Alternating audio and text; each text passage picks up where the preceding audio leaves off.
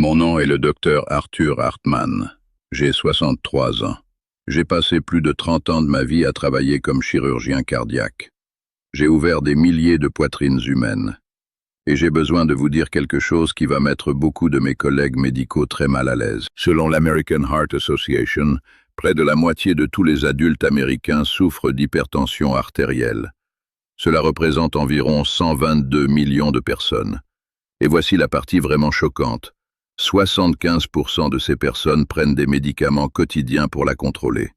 Mais je peux vous dire, pour avoir été dans la salle d'opération, que ces médicaments ne contrôlent absolument pas la maladie.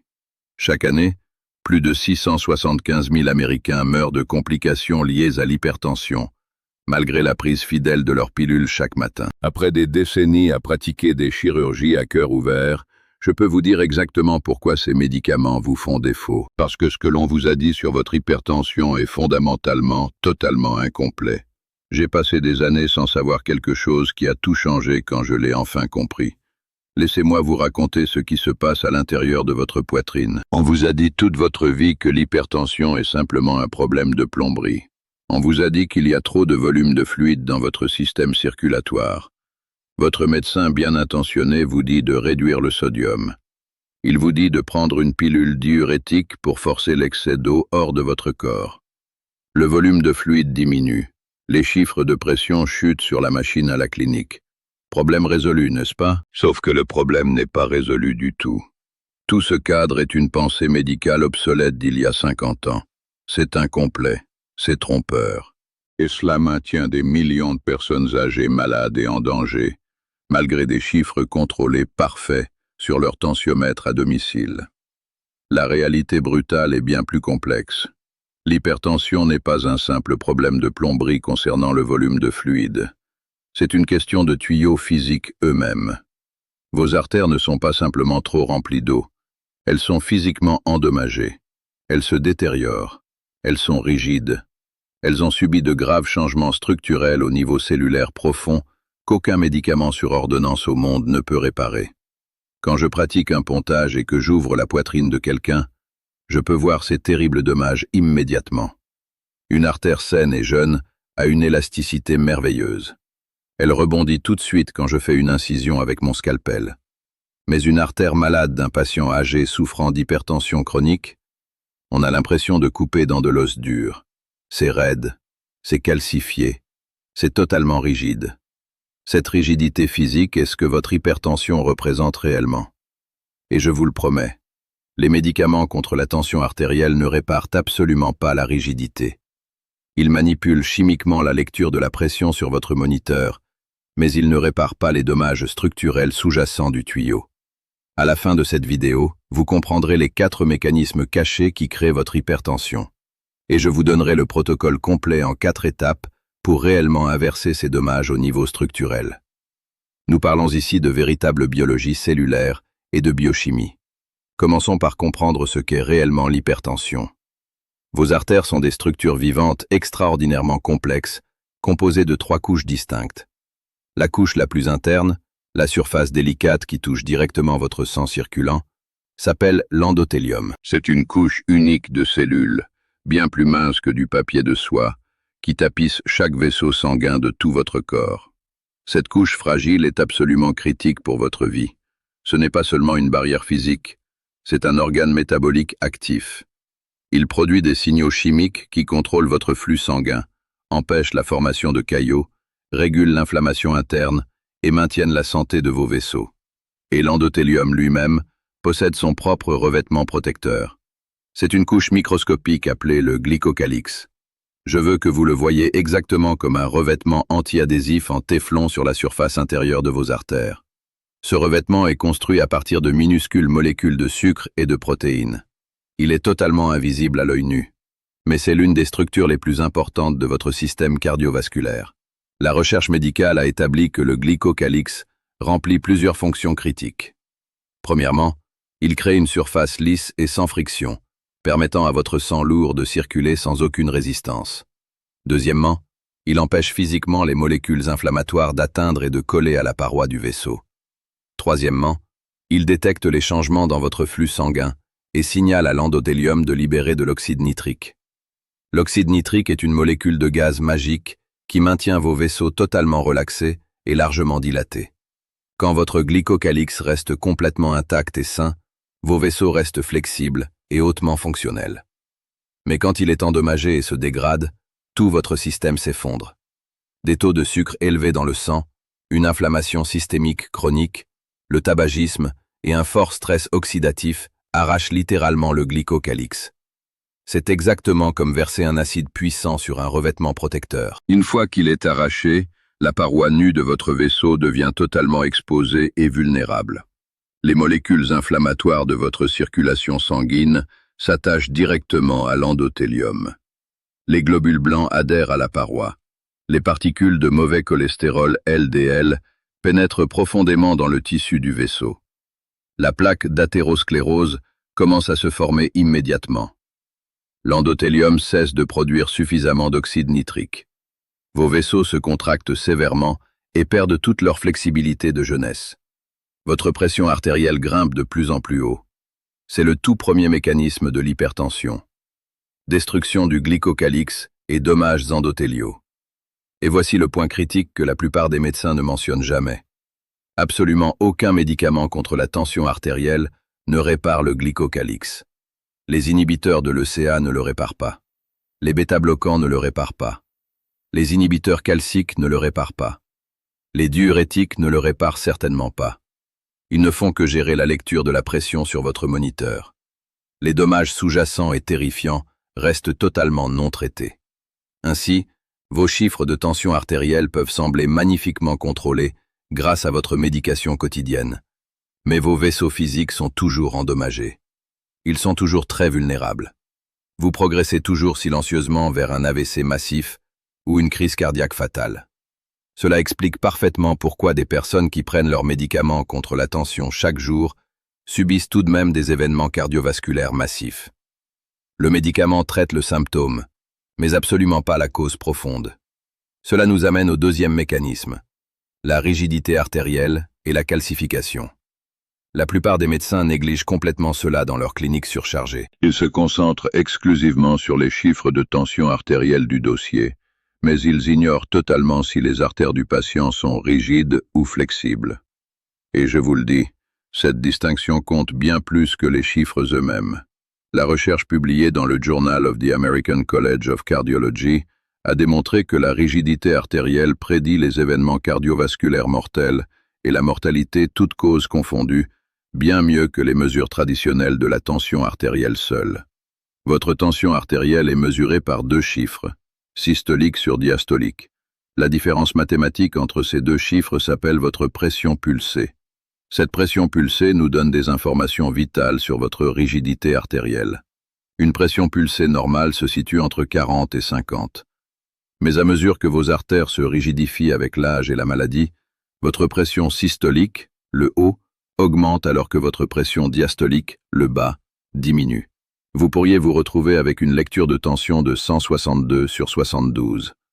Le chiffre du haut est élevé, celui du bas est bas, mais la pression pulsée est de 90. Cette pression pulsée large, tout ce qui dépasse 65, indique fortement que vos artères sont sévèrement raides et hautement calcifiées.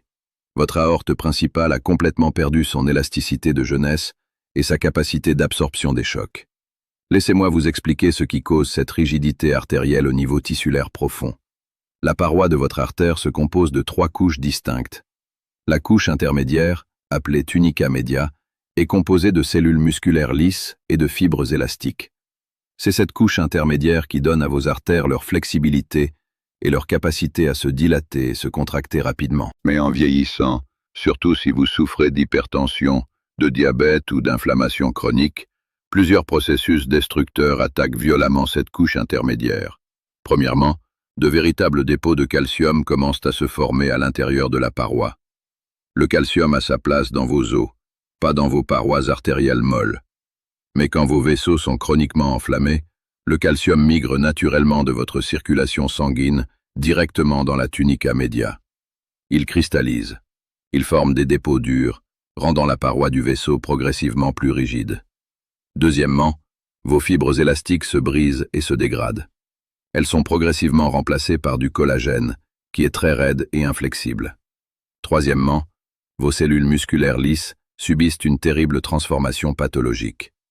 Elles cessent de fonctionner comme des cellules musculaires normales et commencent en réalité à se comporter exactement comme des cellules formant de l'os. Elles déposent activement plus de calcium et favorisent la calcification rapide de la paroi du vaisseau.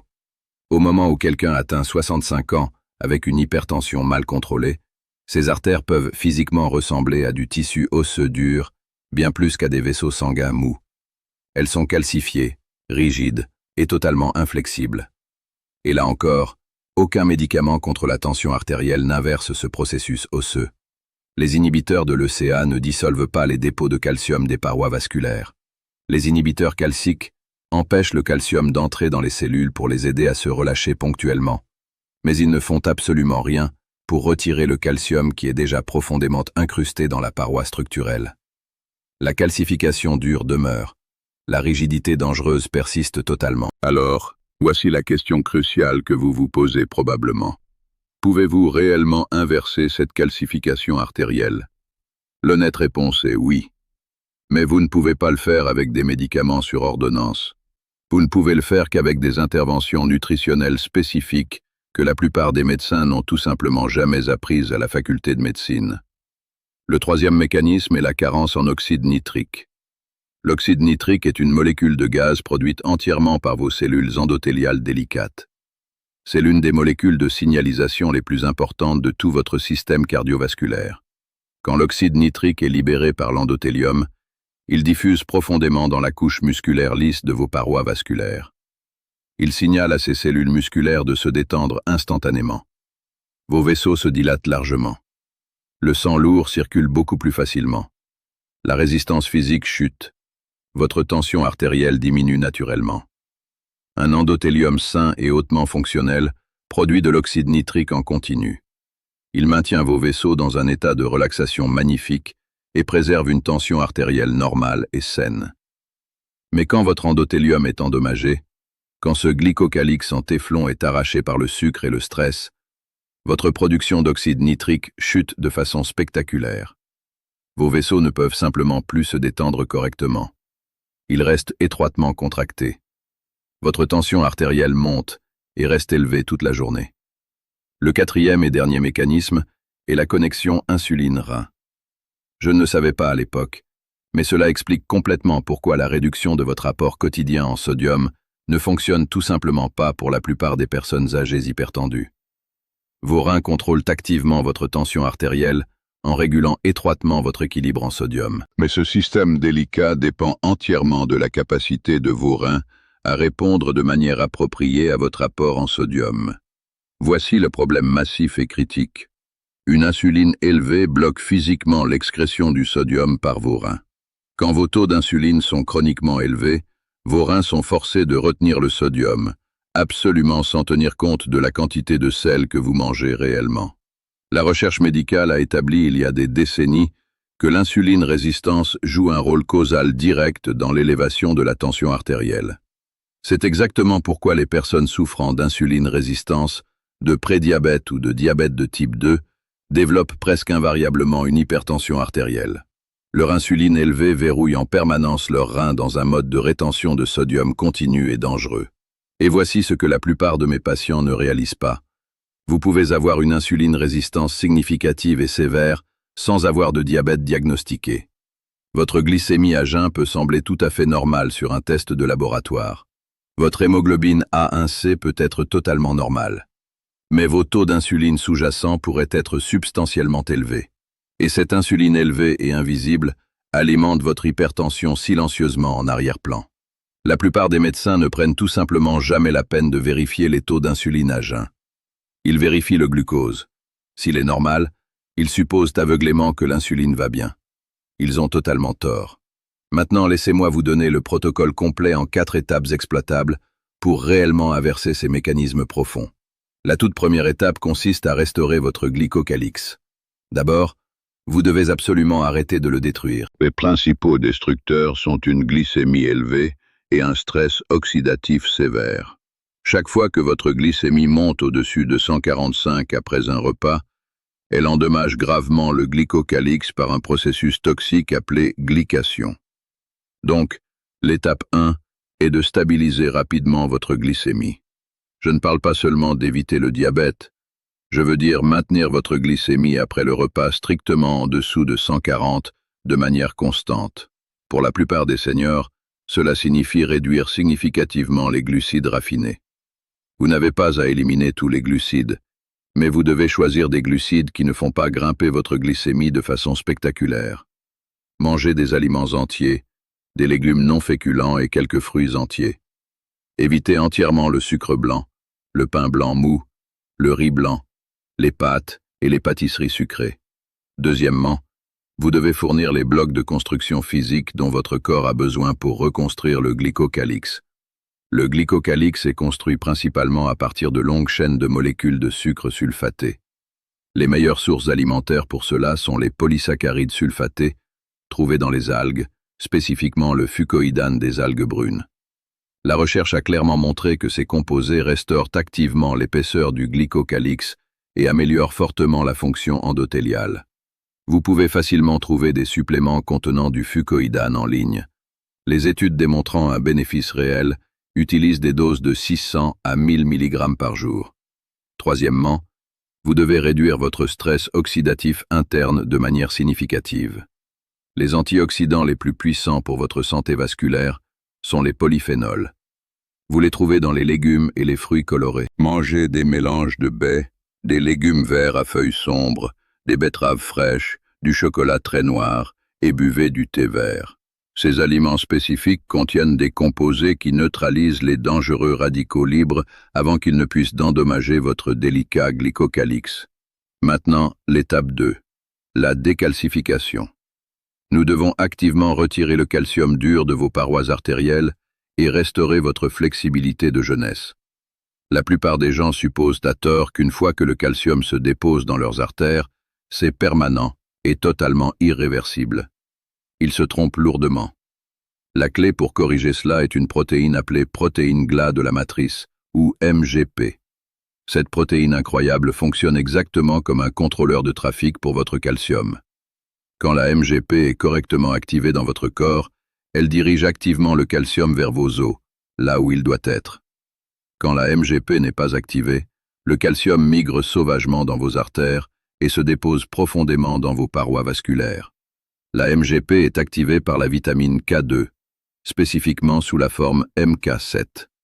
Une recherche publiée dans la revue Atherosclerosis a révélé qu'un apport alimentaire élevé en vitamine K2 est fortement associé à une calcification coronaire considérablement réduite. Sans une quantité adéquate de vitamine K2, votre MGP reste totalement inactive. Le calcium se dépose librement dans vos artères cardiaques. Avec une dose adéquate de vitamine K2, votre MGP devient hautement activée. Elle redirige le calcium hors de vos artères et le repousse dans vos os. Ce processus peut réellement inverser la calcification artérielle dure. Les études cliniques montrant un bénéfice réel utilisent des doses de 180 à 360 microgrammes de MK7 par jour.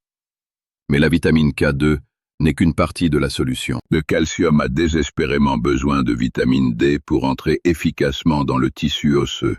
La vitamine D augmente massivement l'absorption du calcium par votre tube digestif. Vous avez donc absolument besoin des deux travaillant ensemble. Le troisième composant est le magnésium. Le magnésium est le propre inhibiteur calcique naturel de la nature. Quand vos taux de magnésium sont adéquats, il bloque physiquement l'entrée inappropriée du calcium dans les cellules musculaires lisses de vos parois vasculaires. Quand on manque de magnésium, le calcium inonde violemment ces cellules musculaires. Les vaisseaux se contractent étroitement. La tension artérielle grimpe brusquement. La plupart des seniors sont profondément carencés en magnésium. La solution est une supplémentation en magnésium avec des formes hautement absorbables. Recherchez le glycinate de magnésium ou le thréonate de magnésium. La dose quotidienne pour la santé cardiovasculaire est de 400 à 600 mg. Maintenant, l'étape 3. La restauration de l'oxyde nitrique.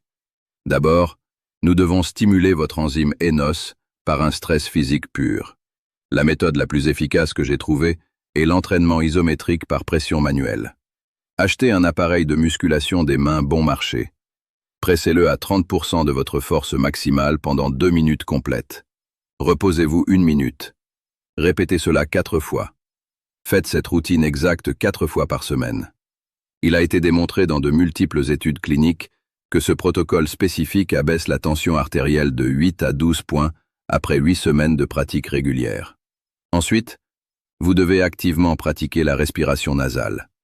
Quand vous respirez profondément par le nez au lieu de halter par la bouche, vos passages nasaux produisent naturellement un oxyde nitrique riche. Des études ont démontré que la respiration nasale augmente les taux d'oxyde nitrique sanguin jusqu'à 400% par rapport à la respiration buccale. Maintenant, l'étape 4, le reset de l'insuline. Cette étape déverrouille enfin vos reins et leur permet d'excréter le sodium de manière appropriée. Rappelez-vous, une insuline élevée verrouille en permanence vos reins en mode rétention de sodium. Vous devez abaisser vos taux d'insuline à jeun. La méthode la plus efficace est l'alimentation limitée dans le temps. Cela signifie simplement condenser toute votre prise alimentaire quotidienne dans une fenêtre spécifique chaque jour et jeûner pendant les heures restantes. Pour mes patients âgés hypertendus, je recommande fortement un jeûne de 16 heures avec une fenêtre d'alimentation de 8 heures. Consommez tous vos repas entre midi et 20 heures. Jeûnez complètement de 20 heures jusqu'à midi le lendemain. Pendant la longue fenêtre de jeûne, vous pouvez boire de l'eau, du café noir ou du thé nature. Absolument 0 calories. La recherche démontre que l'alimentation limitée dans le temps abaisse de manière fiable la tension artérielle de 9 à 11 points en 8 semaines, sans aucun changement dans le contenu exact de ce que vous mangez. Le simple fait de changer quand vous mangez fonctionne. Le mécanisme est purement lié à l'insuline. Moins d'insuline signifie des reins déverrouillés. Cela signifie une excrétion appropriée du sodium. Cela signifie une tension artérielle normalisée et saine. Voici à quoi ressemble une véritable inversion de l'hypertension. Ce n'est pas gérer temporairement les symptômes. Ce n'est pas contrôler artificiellement des chiffres avec des pilules quotidiennes. C'est réparer les mécanismes défaillants sous-jacents de façon permanente. Restauration du glycocalyx. Décalcification artérielle. Production d'oxyde nitrique. Normalisation de l'insuline. Ces 4 étapes s'attaquent aux causes profondes, réelles et profondes de votre hypertension. Quand vous traitez les causes profondes, votre tension artérielle se normalise de façon tout à fait naturelle. Votre corps veut désespérément se guérir quand vous lui fournissez enfin les bonnes conditions. Je ne vous dis absolument pas d'arrêter brusquement vos médicaments contre la tension artérielle prescrits aujourd'hui. Ne faites pas cela. Ce serait incroyablement dangereux. Votre médicament gère les symptômes graves pendant que ces nouveaux protocoles réparent les causes profondes. Vous avez besoin des deux au début. Commencez à mettre en œuvre ces protocoles lentement tout en continuant votre médication actuelle. Surveillez votre tension artérielle quotidiennement à domicile. Notez les tendances à la baisse dans un carnet. Quand vos chiffres s'améliorent de façon constante et restent totalement stables, vous devez discuter de la réduction de la médication en collaboration avec votre médecin. N'arrêtez jamais votre médicament soudainement de votre propre chef. Mais s'il vous plaît, n'acceptez pas la croyance toxique selon laquelle vous aurez absolument besoin de médicaments pour le reste de votre vie. La médecine conventionnelle ne sait tout simplement pas comment inverser les dommages vasculaires. Nous ne savons que gérer temporairement les lectures de pression sur un écran. Mais vous savez désormais que c'est différent. Vous comprenez le glycocalyx. Vous comprenez la calcification artérielle. Vous comprenez l'oxyde nitrique et la dangereuse connexion insuline-rein. Vous comprenez les véritables mécanismes. Et quand on comprend les mécanismes, on peut enfin les corriger. C'est exactement ce qui sépare la gestion d'une maladie de l'inversion d'une maladie. Gérer signifie prendre des pilules à vie. Inverser signifie une réparation structurelle au niveau cellulaire profond. Vous possédez ces informations vitales maintenant. Ce sont des informations que la plupart des médecins n'ont tout simplement pas, ou n'ont pas le temps de méditer. Ce sont des informations qui pourraient absolument vous libérer d'une vie de médicaments et vous empêcher de devenir l'un des 675 000 Américains qui meurent de complications de l'hypertension chaque année. Utilisez cette connaissance. Mettez-la en œuvre. Commencez aujourd'hui. Je vous en supplie, abonnez-vous à Vital After 60. Je suis totalement engagé à partager mes connaissances et mes perspectives chirurgicales qui pourraient vous tenir bien loin de ma table d'opération. Prenez soin de vos vaisseaux.